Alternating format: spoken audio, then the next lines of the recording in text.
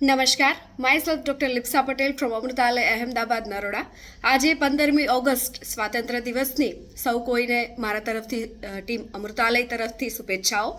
સૌ કોઈ જાણે છે અમૃતાલય કેન્દ્ર હંમેશા એક જ સૂત્ર પર આધારિત છે કે ઔષધિઓ જે છે, આયુર્વેદની ઔષધિઓ કે જે રોગી પીવે તો નિરોગી થાય અને નિરોગી પીવે તો કદી રોગ ના થાય.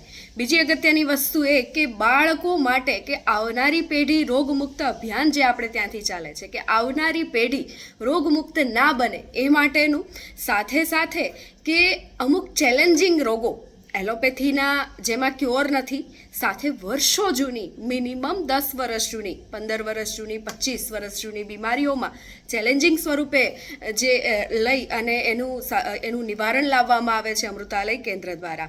નાની મોટી ચરીપરેજી એટલે કે જીવનશૈલીમાં થોડો ફેરફાર કરી, સાથે આયુર્વેદિક ઔષધિઓ, સાથે ફિઝિકલ એક્ટિવિટી, યોગ છે, એક્સરસાઇઝ છે કોઈ પણ દુખાવા માટેની, એનાથી પેશન્ટના રોગોનું નિવારણ લાવવામાં આવતું હોય છે.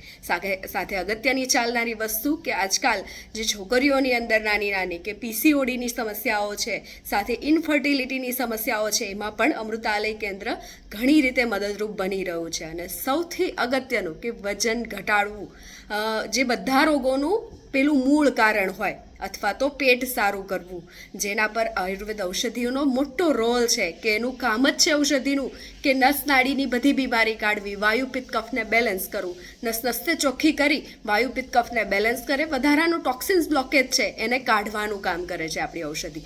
સાથે આપણી ઔષધિના કોઈ પણ સાઇડ ઇફેક્ટ પણ નથી જેનાથી એવું થાય કે ચલો હોસ્પિટલાઇઝ થવું પડે અથવા તો કોઈ બીજો રોગ ઉત્પન્ન થાય. ના, એવી કોઈ જ સાઇડ ઇફેક્ટ નથી આપણી દવાઓનું. માત્ર ને માત્ર સ્ફૂર્તિ આપનારી અને સાથે તમારા રોગોનું નિવારણ લાવનારી ઔષધિઓ આપવામાં આવતી હોય છે. આગળ કોઈ પણ જાતની એ જોઈએ છે તો તમે કોમેન્ટમાં જણાવી શકો છો. Thank you. જય દ્વારકાધીશ.